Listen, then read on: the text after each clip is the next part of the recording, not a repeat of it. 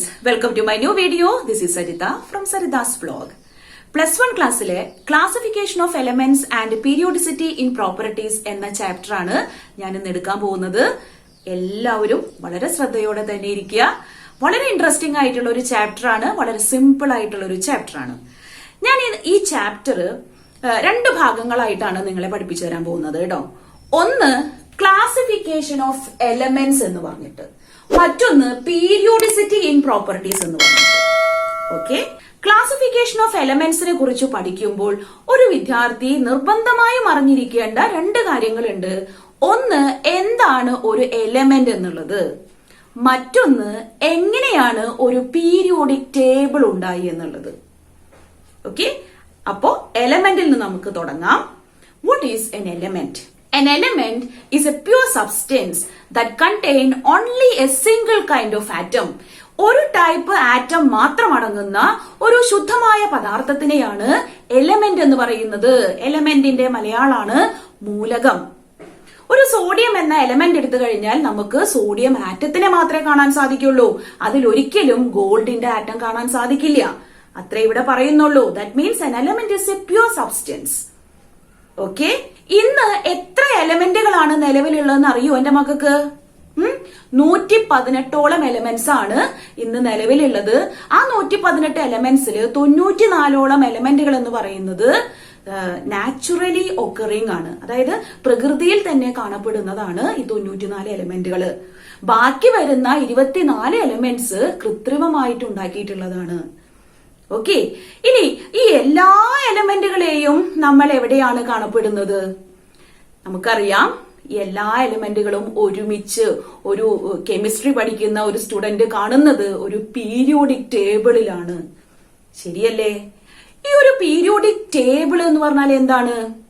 It is an arrangement of elements according to their properties in a tabular form. അപ്പൊ periodic ടേബിളില് എലമെന്റുകളെ classify ചെയ്തിരിക്കുകയാണ്. എന്തിന്റെ ബേസിസില്? According to their properties. ഒന്നോ രണ്ടോ ദിവസം കൊണ്ട് ഉണ്ടാക്കിയിട്ടുള്ളതല്ല ഈ ഒരു പീരിയോഡിക് ടേബിൾ എന്ന് പറയുന്നത്. ഒരുപാട് ശാസ്ത്രജ്ഞരുടെ നിരന്തര പരിശ്രമങ്ങളുടെയും നിരീക്ഷണങ്ങളുടെയും അടിസ്ഥാനത്തില് അവർക്ക് കിട്ടിയിട്ടുള്ള അറിവുകളെല്ലാം ക്രോഡീകരിച്ച് കൊണ്ടുവന്നിട്ടുള്ളതാണ് ഈ പീരിയോഡിക് ടേബിൾ എന്ന് പറയുന്നത് കേട്ടോ. ഓക്കെ, അപ്പോ പീരിയോഡിക് ടേബിളില് എലമെന്റുകളെ ക്ലാസിഫൈ ചെയ്ത് വെച്ചിരിക്കുകയാണെന്നുള്ളത് നമ്മൾ മനസ്സിലാക്കി കഴിഞ്ഞു. ഇനി എന്തിനാണ് മക്കളെ ഈ എലമെന്റുകൾ ഇങ്ങനെ ക്ലാസിഫൈ ചെയ്തിട്ടുള്ളത്? അപ്പോ ഇതിനൊരു ഉത്തരം കിട്ടണം എന്ന് വെച്ച് കഴിഞ്ഞാൽ നമ്മൾക്ക് കുറച്ച് വർഷങ്ങള് പുറകോട്ട് പോകണം. അതായത് ഈ 18th സെഞ്ചുറിയില്, അതായത് 1789 അതാണല്ലോ 18th സെഞ്ചുറി എന്ന് പറയുന്നത്. ആ കാലഘട്ടത്തില് ആകെ 22ഓളം എലമെന്റ്സ് മാത്രമേ ഉണ്ടായിരുന്നുള്ളൂ. എന്നാൽ കുറച്ച് വർഷങ്ങൾ കഴിഞ്ഞപ്പോ എലമെന്റ്സ് ഡിസ്കവർ ചെയ്യുന്നതിന്റെ എണ്ണം കൂടുതലായിട്ട് വന്നു തുടങ്ങി. അതായത് കൂടുതൽ എലമെന്റ്സ് ഡിസ്കവർ ചെയ്യപ്പെടാനായിട്ട് തുടങ്ങി, കണ്ടുപിടിക്കാനായിട്ട് തുടങ്ങി. അങ്ങനെ കൂടുതൽ എലമെന്റ്സ് കണ്ടുപിടിക്കാനായിട്ട് തുടങ്ങിയപ്പോ സയന്റിസ്റ്റുകൾക്ക് ഓരോ എലമെന്റുകളെയും കുറിച്ച് പഠിക്കാനും അതിന്റെ പ്രോപ്പർട്ടീസ് ഓർത്തുവെക്കാനും ഒക്കെ വളരെയധികം ബുദ്ധിമുട്ടുകൾ അനുഭവപ്പെടുന്നതായിട്ട് അവർക്ക് തന്നെ തോന്നി. അപ്പോ അങ്ങനെ അവര് ഒരു തീരുമാനത്തിൽ എത്തുകയാണ്, എങ്ങനെയെങ്കിലും ഈ എലമെന്റ്സിനെ അവരുടെ പ്രോപ്പർട്ടീസ് അനുസരിച്ച് ഒരു ക്ലാസിഫിക്കേഷൻ നടത്തേണ്ടിയിരിക്കുന്നു എന്നുള്ളത്. അതിന്റെ അടിസ്ഥാനത്തിലാണ് ഈ എലമെന്റുകളുടെ ക്ലാസിഫിക്കേഷൻ എന്ന് പറഞ്ഞ ഒരു കാര്യം ഈ സയന്റിസ്റ്റുകൾ ചെയ്യാനായിട്ട് തുടങ്ങിയത്. ഇന്ന് നമ്മൾ ഡിസ്കസ് ചെയ്യാൻ പോകുന്നത് എന്താണ്? The development of periodic table ആണ്. എന്ന് വെച്ച് കഴിഞ്ഞാൽ അവിടെ നമ്മൾ പഠിക്കേണ്ടത് the earlier classification of elements. അപ്പൊ എലിമെന്റ്സിനെ എങ്ങനെയാണ് ക്ലാസിഫൈ ചെയ്തിട്ടുള്ളത് എന്നുള്ളത് നമുക്ക് ഓരോന്നോരോന്നായിട്ട് നോക്കാം. ഓരോ സയന്റിസ്റ്റുകള് ഓരോ കോൺട്രിബ്യൂഷൻ കൊടുത്തിട്ടുണ്ട് ഒരു പീരിയോഡിക് ടേബിൾ ഉണ്ടാക്കാനായിട്ട്. അത് എന്തെല്ലാമാണെന്നാണ് നമ്മൾ ഇന്ന് ഡിസ്കസ് ചെയ്യാൻ പോകുന്നത്. അപ്പൊ എല്ലാവരും റെഡി അല്ലേ കേൾക്കാനായിട്ട്? ഓക്കെ, നമുക്ക് നോക്കാം. ഫസ്റ്റ് ഞാൻ എഴുതിയിട്ടുള്ള സയന്റിസ്റ്റിന്റെ പേരാണ് ആന്റോയിൻ ലാവോയ്സർ. എല്ലാവരും കേട്ടിട്ടുണ്ടാവും ലാവോയ്സറിനെ കുറിച്ച് അല്ലെ? Law of conservation of mass എന്ന് പറഞ്ഞ ഒരു പ്രധാനപ്പെട്ട ഒരു ലോ കൊണ്ടുവന്നത് ഈ ആന്റോയിൻ ലാവോസിയർ ആണ്. ഈ ആന്റോയിൻ ലാവോസിയർ എന്ന് പറയുന്നത് ഒരു ഫ്രഞ്ച് കെമിസ്റ്റ് ആണ് കേട്ടോ. ഇനി രണ്ടാമതായിട്ട് പറയുന്നത് ജോഹൻ ഡോബറൈനർ. അത് 1829 അദ്ദേഹം ഒരു ക്ലാസിഫിക്കേഷൻ നടത്തിയിട്ടുണ്ടായിരുന്നു. ഇദ്ദേഹം ഒരു ജർമ്മൻ കെമിസ്റ്റ് ആയിരുന്നു. ഇനി മൂന്നാമതായിട്ട് നമുക്ക് പഠിക്കാനുള്ളത് ജോൺ അലക്സാണ്ടർ ന്യൂലാൻഡ് കൊണ്ടുവന്ന ഒരു ക്ലാസിഫിക്കേഷനെ കുറിച്ചാണ്. And that was in 1865 and he was a English scientist. Okay, then Dmitri Mendeleev, കെമിസ്ട്രിയുടെ ജീനിയസ് എന്ന് അറിയപ്പെടുന്ന ആളാണ് Dmitri Mendeleev. And in 1869 he developed a periodic table. നമുക്ക് പഠിക്കാം എന്താണെന്നുള്ളതൊക്കെ. He was a Russian chemist. And finally, Henry Moseley in 1913, he also classified the elements in his own way, quite different from the other scientists. അപ്പോ എന്താണെന്നുള്ളത് നമുക്ക് കാണാം. And remember, he was an English physicist. ഒരു ഭൗതിക ശാസ്ത്രജ്ഞനായിരുന്നു അദ്ദേഹം, chemist അല്ല. ഇനി നമ്മൾ പഠിക്കാൻ പോകുന്നത് ഓരോ ശാസ്ത്രജ്ഞരും പീരിയോഡിക് ക്ലാസിഫിക്കേഷൻ എങ്ങനെയാണ് നടത്തിയിട്ടുള്ളത് എന്നുള്ളതാണ്. അപ്പോ കുറച്ചും കൂടി ഇൻട്രസ്റ്റ് ആയില്ലേ എല്ലാവർക്കും? റെഡി അല്ലേ? എല്ലാവരും കേൾക്കാൻ തയ്യാറല്ലേ? ആദ്യമായിട്ട് ആന്റോയിൻ ലാവോസിയർ പറഞ്ഞു തന്ന കാര്യം എന്താണെന്ന് നോക്കാം. ആന്റോയിൻ ലാവോസിയറിന്റെ കാലത്ത് ഞാൻ പറഞ്ഞിരുന്നു 22ഓളം എലമെന്റ്സേ ഉണ്ടായിരുന്നുള്ളൂ എന്നുള്ളത്. And he classified these elements into 2 categories. എങ്ങനെയായിട്ടാണ് ക്ലാസിഫൈ ചെയ്തത്? ഒന്ന് മെറ്റൽസ് ആയിട്ടും മറ്റൊന്ന് നോൺ മെറ്റൽസ് ആയിട്ടും. ഓക്കെ, അപ്പോ and his classification is actually based upon the physical properties of these elements. Physical properties എന്ന് പറയുമ്പോൾ മാലിയബിലിറ്റി ഉണ്ട്, ഹാർഡ്നെസ് ഉണ്ട്, ലസ്ട്രേറ്റി ഉണ്ട്, അങ്ങനെ പല കാര്യങ്ങളും ഉണ്ട്. നമുക്കറിയാം ഒരു മെറ്റൽ എന്ന് പറയുന്നത് കാണിക്കുന്ന പ്രോപ്പർട്ടീസ് ആണ് ഞാൻ ഈ പറഞ്ഞതെല്ലാം. അപ്പൊ നമുക്ക് ഈസിയർ ആയിട്ട് തന്നെ എലമെന്റ്സിനെ മെറ്റൽസ് എന്നും നോൺ മെറ്റൽസ് എന്നും ക്ലാസിഫൈ ചെയ്യാം അല്ലെ? അതായത് നമുക്ക് വളരെ പെട്ടെന്ന് നമ്മുടെ മനസ്സിലേക്ക് വരുന്ന ഒരു മെറ്റലാണ് ഇപ്പൊ സോഡിയം എന്ന് പറയുന്നത്. അതുപോലെ തന്നെ ഒരു നോൺ മെറ്റലിന്റെ കേസ് പറയാന്ന് വെച്ച് കഴിഞ്ഞാൽ നിങ്ങൾക്ക് ഒരു പക്ഷേ ഓക്സിജൻ മനസ്സിലേക്ക് വരും, അല്ലെങ്കിൽ ക്ലോറിൻ ആറ്റം വന്നേക്കാം, ഫ്ലൂറിൻ ആറ്റം വന്നേക്കാം, അങ്ങനെയുള്ള എലമെന്റ്സ് ഒക്കെ നിങ്ങളുടെ മനസ്സിലേക്ക് വന്നിട്ടുണ്ടാവും. ഓക്കെ, ഈ ആന്റോയിൻ ലാവോസിയറിന്റെ ഈ ഒരു ക്ലാസിഫിക്കേഷൻ അധികം നാളൊന്നും നിലനിന്നില്ല. കാരണം എന്താണെന്നറിയോ? ഓരോ വർഷം കഴിയുന്തോറും എലമെന്റ്സ് ഇങ്ങനെ ഡിസ്കവർ ചെയ്തത് കൂടിക്കൂടി വരികയായിരുന്നു. അങ്ങനെ മെറ്റൽസിന്റെയും നോൺ മെറ്റൽസിന്റെയും പ്രോപ്പർട്ടീസ് ഒരുപോലെ കാണിക്കുന്ന ചില എലമെന്റുകളെയും പിന്നീട് കണ്ടുപിടിക്കുകയുണ്ടായി. അതിനെയാണ് സെമി മെറ്റൽസ് എന്ന് പറഞ്ഞിരുന്നത്, അല്ലെങ്കിൽ മെറ്റലോയിഡ്സ് എന്ന് പറഞ്ഞിരുന്നത്. അപ്പൊ അങ്ങനെയുള്ള ഒരു സെമി മെറ്റലിന്റെ വരവോട് കൂടിയിട്ട് ഈ ഒരു ക്ലാസിഫിക്കേഷന് വലിയ പ്രസക്തി ഇല്ലാതായി. ആന്റോയിൻ ലാവോസിയർ പരാജയപ്പെട്ടെടുത്ത് നിന്ന് ഡോബറൈനർ എന്ന് പറഞ്ഞ ഒരു ജർമ്മൻ കെമിസ്റ്റ് ക്ലാസിഫിക്കേഷൻ ഓഫ് എലമെന്റ്സിനെ അദ്ദേഹത്തിന്റെതായ ഒരു രീതിയിൽ ഇവിടെ പറയുകയാണ്. എന്താണ് അദ്ദേഹം പറയുന്നത്? He classified the elements into small groups each containing 3 elements. അതായത് അദ്ദേഹം അന്നുണ്ടായിരുന്ന എലമെന്റുകള്, അദ്ദേഹത്തിന്റെ കാലഘട്ടത്തില് 31ഓളം എലമെന്റുകളാണ് ഉണ്ടായിരുന്നത് കേട്ടോ. ഈ 31 എലമെന്റ്സിനെ അദ്ദേഹം എന്താ ചെയ്തത്? He arrange according to their similarity in chemical properties. അപ്പോ അതൊന്ന് പ്രത്യേകം ഓർക്കണം.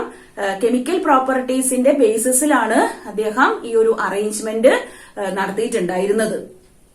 ഇനിയോ, he classified those elements into small groups. ചെറിയ ചെറിയ ഗ്രൂപ്പുകളായിട്ട് അദ്ദേഹം ആദ്യം ക്ലാസിഫൈ ചെയ്തു. ഈ ചെറിയ ഗ്രൂപ്പുകളിൽ ആകെ 3 എലമെന്റുകളാണ് ഉണ്ടായിരുന്നത്. അതുകൊണ്ട് തന്നെ അദ്ദേഹം ആ ഗ്രൂപ്പിനെ ട്രയാഡുകൾ എന്നാണ് പറഞ്ഞിരുന്നത്. അതായത് നമ്മൾ പഠിക്കുന്നത് ഡോബറൈനേഴ്സ് ട്രയാഡുകളെ കുറിച്ചാണ്. ഓക്കെ, ഒരു 2-3 ട്രയാഡുകൾ ഞാനിവിടെ കാണിച്ചിട്ടുണ്ട്. ഇപ്പൊ ലിഥിയം, സോഡിയം, പൊട്ടാസ്യം, ഈ 3 ഒരേ കെമിക്കൽ പ്രോപ്പർട്ടീസ് ആണ്. അതുപോലെ കാൽഷ്യം, സ്ട്രോൺഷ്യം, ബേരിയം എന്ന് പറയുന്നത് they show similar chemical properties. Similarly, chlorine, bromine, iodine also show similar chemical properties. And when he arranged like this, he even noticed that the middle element, the atomic mass of the middle element is roughly found to be the average of the other two. എന്ന് വെച്ചാൽ എന്താണ്? ഇവിടെ sodium എന്ന് പറയുന്ന എലമെന്റിന്റെ atomic mass 23 ആണെന്നാണ് എഴുതിയിട്ടുള്ളത് അല്ലെ? ഇത് എങ്ങനെയാണ് കിട്ടിയത്? എന്താണ് അദ്ദേഹം പറഞ്ഞത്?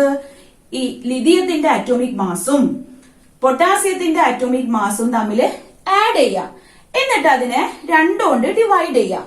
അങ്ങനെ 2 കൊണ്ട് ഡിവൈഡ് ചെയ്ത് കഴിഞ്ഞാൽ നമുക്ക് കിട്ടുന്നതാണ് എന്ത്? 23 എന്ന് പറയുന്നത്. അതാണ് ഇത്. മനസ്സിലായോ?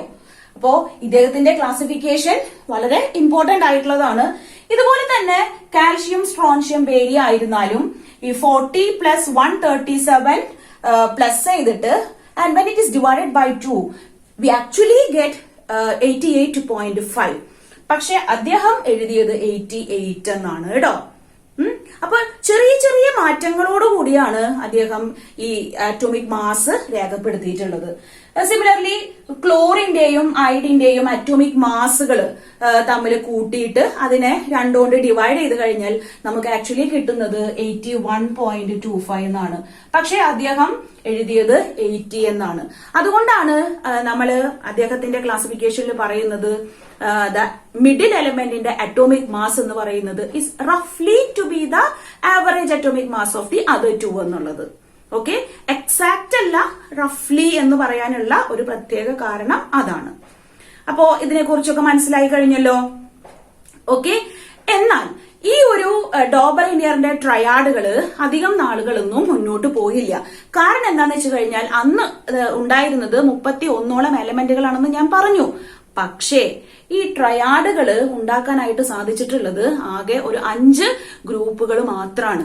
അപ്പോ അന്ന് ഉണ്ടായിരുന്ന എല്ലാ എലമെന്റുകളെയും ട്രയാഡുകളാക്കി മാറ്റാൻ അദ്ദേഹത്തിന്റെ ഈ ക്ലാസിഫിക്കേഷൻ ഓഫ് എലമെന്റ്സിന് സാധിച്ചില്ല. അത് ഈ ഡോബറേനിയസ് ട്രയാഡിന്റെ ഒരു പോരായ്മയായിട്ടാണ് കണക്കാക്കുന്നത്. ഓക്കെ, അപ്പോ എന്താണ് what is the limitation of Dobereiner's triads എന്ന് പറഞ്ഞു കഴിഞ്ഞാൽ his classification of elements works only for few elements എന്നുള്ളത് അവിടെ ഇമ്പോർട്ടന്റ് ആയിട്ട് നമ്മൾ പറയണം. ക്ലിയർ ആയില്ലേ? ഓക്കെ, അങ്ങനെ ഡോബറേനിയർ ട്രയാഡുകൾക്ക് വന്നിട്ടുള്ള പോരായ്മകളെ മറികടക്കാൻ വേണ്ടിയിട്ട് ജോൺ അലക്സാണ്ടർ ന്യൂലാൻഡ് എന്ന് പറഞ്ഞിട്ടുള്ള കെമിസ്റ്റ് ഒരു പുതിയ ക്ലാസിഫിക്കേഷൻ ആയിട്ട് വരികയാണ്. അദ്ദേഹം എന്താ ചെയ്തത് മക്കളെ? He arranged the then known elements in the order of increasing atomic mass. വളരെ ഇമ്പോർട്ടന്റ് ആണ് കേട്ടോ. ജോൺ അലക്സാണ്ടർ ന്യൂലാൻഡ് അല്ലെങ്കിൽ ന്യൂലാൻഡ് എന്താണ് ചെയ്തത്? എങ്ങനെയാണ് അദ്ദേഹം എലമെന്റുകളെ ക്ലാസിഫൈ ചെയ്തത്? അന്നുണ്ടായിരുന്ന എലമെന്റ്സ് എന്ന് പറയുന്നത് ആകെ 56 എണ്ണമാണ്. ഈ 56 എലമെന്റുകളെ അദ്ദേഹം എങ്ങനെയാണ് അറേഞ്ച് ചെയ്തത്? In the increasing order of their atomic mass. Okay, ഇനി അങ്ങനെ ഇൻക്രീസിംഗ് ഓർഡർ ഓഫ് അറ്റോമിക് മാസിന്റെ രീതിയിൽ അറേഞ്ച് ചെയ്തപ്പോ അദ്ദേഹം ഒരു കാര്യം അവിടെ ശ്രദ്ധിച്ചു. എന്താണെന്ന് അറിയാമോ? He noticed that every 8th element had the properties similar to that of the first one. അതായത് അറ്റോമിക് മാസസ് ഇൻക്രീസ് ചെയ്യുന്ന രീതിയിൽ എലമെന്റുകളെ അറേഞ്ച് ചെയ്തപ്പോ അദ്ദേഹം ഒരു കാര്യം ശ്രദ്ധിച്ചത് എന്താന്ന് വെച്ച് കഴിഞ്ഞാൽ ഓരോ 8ാമത്തെ എലമെന്റും ആദ്യത്തെ എലമെന്റിന്റെ അതേ പ്രോപ്പർട്ടീസ് കാണിക്കുന്നു എന്നുള്ളതാണ്. അതായത് നമ്മൾ ഏത് എലമെന്റ് ആണോ 1 ആയിട്ട് സ്റ്റാർട്ട് ചെയ്തത് അത് കഴിഞ്ഞ് വരുന്ന 8ാമത്തെ എലമെന്റ് എന്ന് പറയുന്നത് that shows some similarities in the properties with that first one. ഇതാണ് ഇദ്ദേഹത്തിന്റെ ക്ലാസിഫിക്കേഷൻ ഓഫ് എലമെന്റ്സിൽ ശ്രദ്ധിക്കപ്പെട്ട ഒരു കാര്യം കേട്ടോ. ന്യൂലാൻഡ് മ്യൂസിക്കിനോട് താല്പര്യമുള്ള ഒരു ആളായതുകൊണ്ടായിരിക്കാം ഒരു പക്ഷേ ഇദ്ദേഹം ഈ ഒരു രീതിയെ കമ്പയർ ചെയ്തത് to the octaves in the music. അതായത് സംഗീതത്തിലെ സ്വരാഷ്ടകത്തിനോടാണ് അദ്ദേഹം കമ്പാരിസൺ നടത്തിയത്. നമുക്കറിയാം സ്വരാഷ്ടകം എന്ന് പറയുമ്പോൾ സരി ഗ മ പ ധ നി സ. അപ്പോ ആദ്യത്തെ സ എന്ന് പറയുന്നത് അതിന്റെ ഒരു റിപ്പീറ്റേഷൻ ആണ് 8ാമത് വരുന്ന സ അല്ലെ. അതുപോലെയാണത്രേ ഈ എലമെന്റുകളെ ക്ലാസിഫൈ ചെയ്തിട്ടുള്ളത്. അപ്പൊ നോക്കൂ, ലിഥിയം നമ്മൾ സ്റ്റാർട്ട് ചെയ്ത് കഴിഞ്ഞാൽ 8ാമത്തെ എലമെന്റ് ആയിട്ട് വരുന്നത് സോഡിയം ആണ്. അപ്പൊ സോഡിയം എന്ന് പറയുന്നത് it show some similarities in properties with lithium. Similarly ഇപ്പൊ ബെറിലിയം വെച്ചിട്ടാണ് നമ്മൾ സ്റ്റാർട്ട് ചെയ്യുന്നതെങ്കിൽ ബെറിലിയം തുടങ്ങി 8ാമത്തെ എലമെന്റ് ആയിട്ട് വരുന്ന മെഗ്നീഷ്യം ബെറിലിയത്തിന്റേത് പോലെയുള്ള പ്രോപ്പർട്ടീസ് കാണിക്കുന്നു. ഓക്കെ, ക്ലിയർ ആയില്ലേ?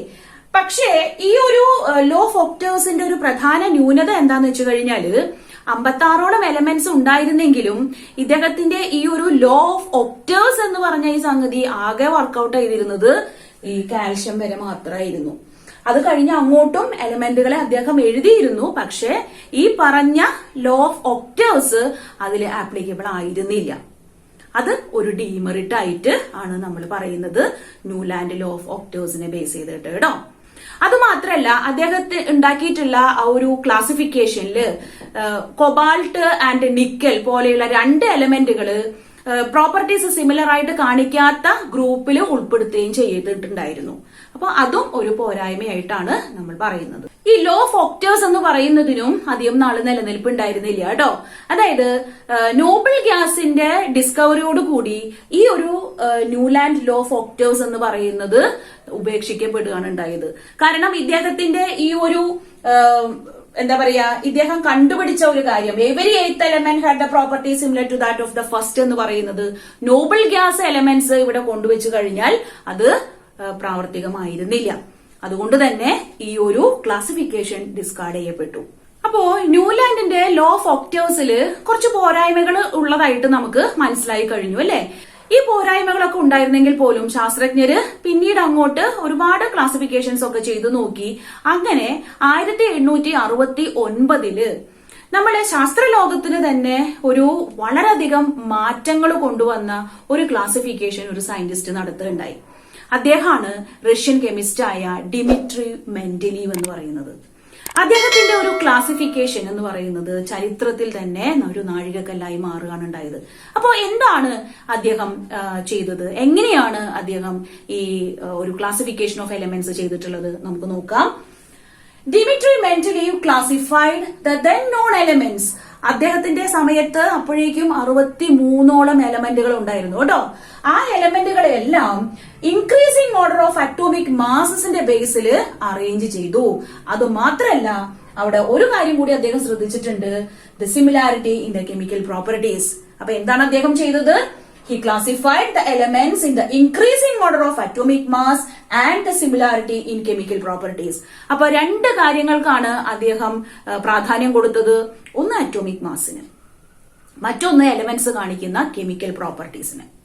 ഓക്കെ, ഈ ഐഡിയാസ് ഒക്കെ വെച്ചിട്ട് അദ്ദേഹം ഒരു പീരിയോഡിക് ലോ ഉണ്ടാക്കി. അതുമാത്രമല്ല, ഒരു പീരിയോഡിക് ടേബിൾ തന്നെ അദ്ദേഹം പബ്ലിഷ് ചെയ്തു. അപ്പോ എന്തായിരുന്നു അദ്ദേഹത്തിന്റെ പീരിയോഡിക് ലോ എന്ന് പറയുന്നത്? What is Mendeleev's periodic law? Very important question. എന്താണ്? The physical and chemical properties of elements are the periodic function of their atomic masses. എന്ന് വെച്ചാൽ എന്താ? ഇത് വളരെ ഇമ്പോർട്ടന്റ് ആണ്. മെൻഡലീവിന്റെ പീരിയോഡിക് ലോ എക്സാമിന് ചോദിക്കാറുണ്ട്. 1 മാർക്കിന്റെയോ 2 മാർക്കിന്റെയോ ചോദ്യമായിട്ട് വരുന്നതാണ്.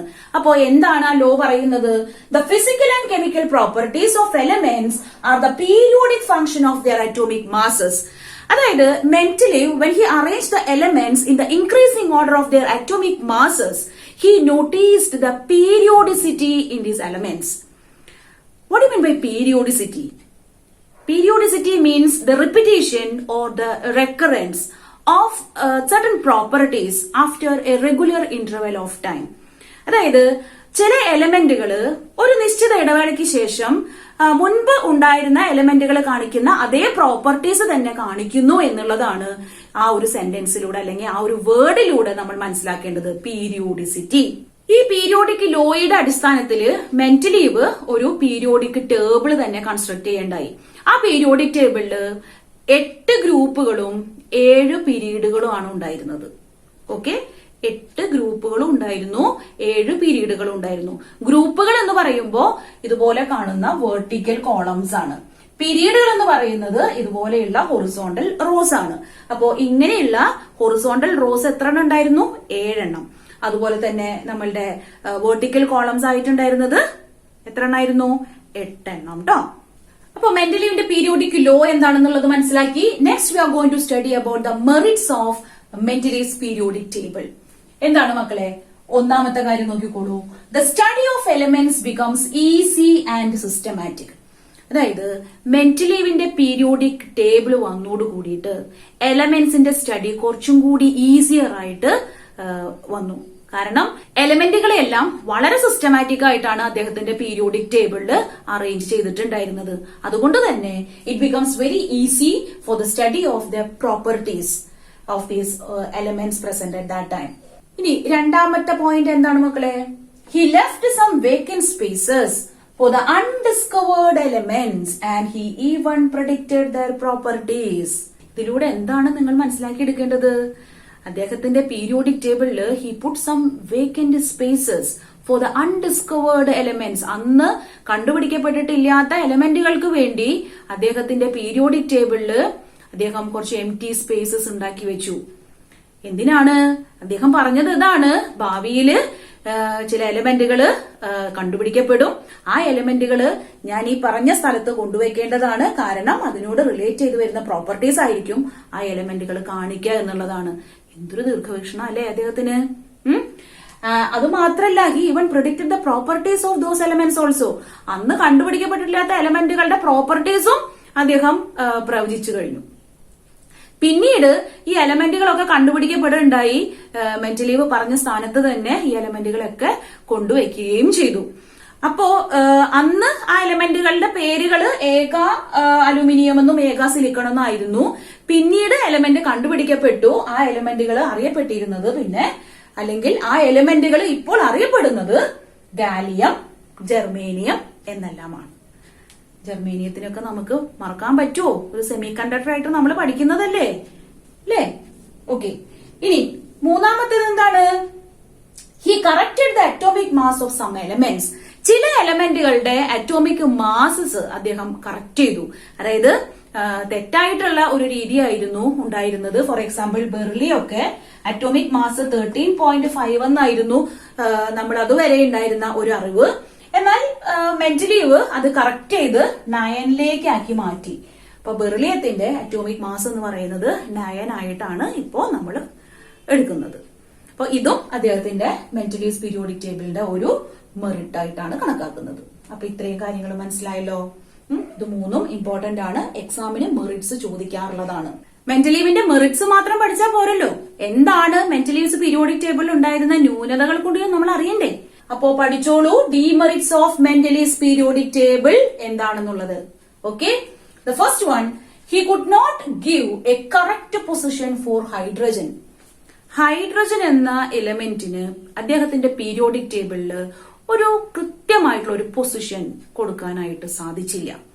അതിന് കാരണം എന്താന്ന് വെച്ച് കഴിഞ്ഞാല് hydrogen it show some properties with sodium, potassium, lithium etcetera, and also it show some properties of fluorine, chlorine, bromine etcetera.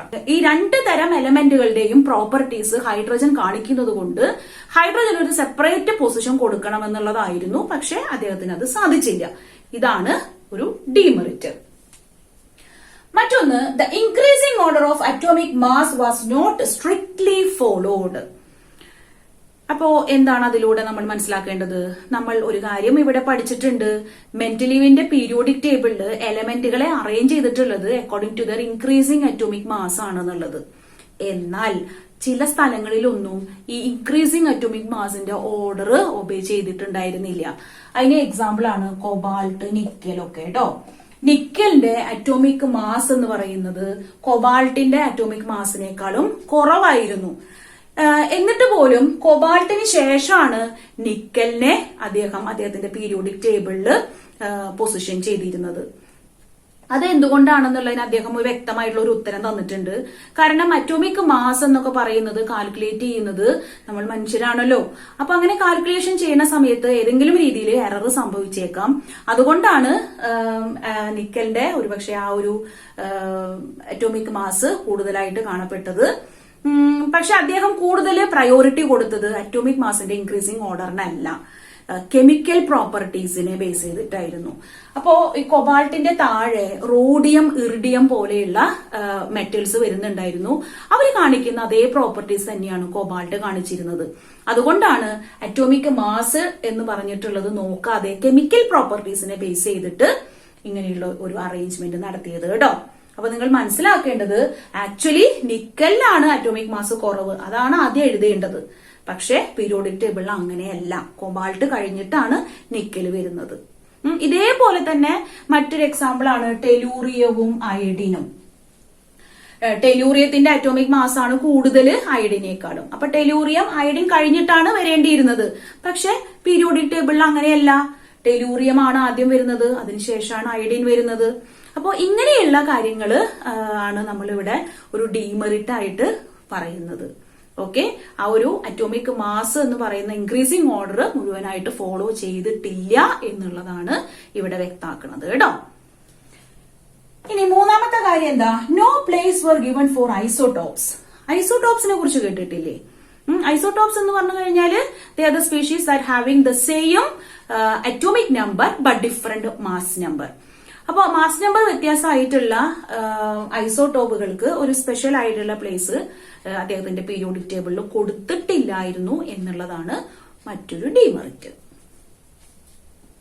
Then fourth one, lanthanides and actinides were not given a special place in his periodic table. ഇപ്പൊ ലാന്തനൈഡുകളും ആക്ടിനൈഡുകളും ഒക്കെ അദ്ദേഹത്തിന്റെ periodic ടേബിളിൽ ഉണ്ടായിരുന്നു.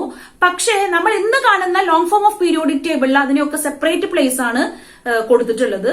ഇതേപോലെ ഒരു separation ലാന്തനൈഡുകൾക്കോ ആക്ടിനൈഡുകൾക്കോ മെന്റലീവിന്റെ periodic ടേബിളിൽ കൊടുത്തിരുന്നില്ല.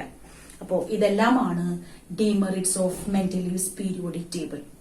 അപ്പോ മെന്റലീവിന്റെ periodic law എന്താണെന്ന് കണ്ടു, അതിന്റെ മെറിറ്റ്സ് എന്താണെന്നും കണ്ടു, ഡിമെറിറ്റ്സും കണ്ടു അല്ലെ. ഇനി നമ്മൾ പോകുന്നത് ഒരു പുതിയ ക്ലാസിഫിക്കേഷനിലേക്കാണ്. അതായത് 1913 ഹെൻറി മോസ്ലി എന്ന ഒരു ഇംഗ്ലീഷ് ഫിസിസിസ്റ്റ് കൊണ്ടുവന്ന ഒരു പുതിയ ക്ലാസിഫിക്കേഷനെ കുറിച്ചാണ് നമ്മൾ ഇന്ന് ഡിസ്കസ് ചെയ്യാൻ പോകുന്നത്. ഹെൻറി മോസ്ലി 1913 ഒരു വേറിട്ട രീതിയിലാണ് എലമെന്റുകളെ ക്ലാസിഫൈ ചെയ്തത്. അപ്പൊ ഇതുവരെ പറഞ്ഞു തന്ന സയന്റിസ്റ്റുകളെല്ലാം തന്നെ എലമെന്റുകളെ അറേഞ്ച് ചെയ്തത് അറ്റോമിക് മാസുകൾ ഇൻക്രീസ് ചെയ്യുന്ന രീതിയിലായിരുന്നെങ്കിൽ ഹെൻറി മോസ്ലി പറഞ്ഞത് എന്താണ്? അറ്റോമിക് മാസ് അല്ല ഒരു എലമെന്റിന്റെ ഫണ്ടമെന്റൽ പ്രോപ്പർട്ടി നിശ്ചയിക്കുന്നത്, അത് അറ്റോമിക് നമ്പർ ആണ്. ഇവിടെ നിങ്ങൾ ഓർക്കേണ്ടുന്ന ഒരു കാര്യമുണ്ട് കേട്ടോ.